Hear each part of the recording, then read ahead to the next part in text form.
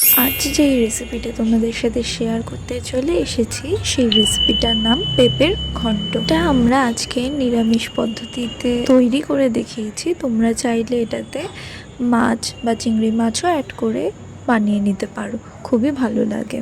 তাহলে চলো দেখে নিই চটজলদি তৈরি করে নেবে। এখানে আমরা নিয়ে নিয়েছিলাম পেঁপে, আলু।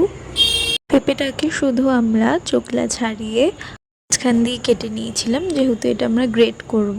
তার পাশাপাশি এখানে একটি কড়াইতে তেল দিয়ে তেলটি গরম হয়ে আসলে আমরা কিশমিশ আর কাজু বাদামটাকে ফ্রাই মতো করে নেব। এরপর দিয়ে দিচ্ছি আলু, সামান্য পরিমাণ নুন আর হলুদ দিয়ে ভেজে নেবে।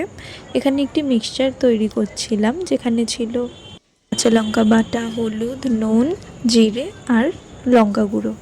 ওটা এখানে ভাজা হয়ে গেছে, তুলে নিচ্ছি। ফোড়নের জন্য অ্যাড করেছি সাদা জিরে, তেজপাতা।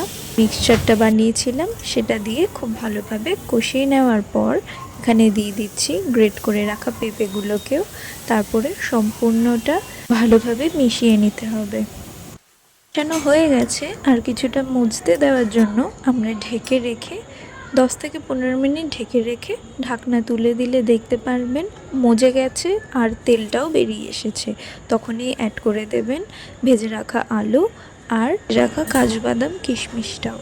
এই স্বাদ মতো চিনি অ্যাড করে আবারও ঢেকে রেখে ঢাকনা তুলে সামান্য আমাদের কিছুটা নুন লাগতো তো দিয়ে দিয়েছিলাম নুন, আর সবশেষে গরম মশলা আর ঘি ছড়িয়ে গরম গরম ভাতের সাথে পরিবেশন করুন আমাদের আজকের এই নিরামিষ রেসিপি পেঁপের ঘন্ট। হলে এরপর ঝটপট লাইক কমেন্টের সাথে জানিয়ে দিন যে আমাদের আজকের এই রেসিপি আপনাদের কীরকম লাগলো।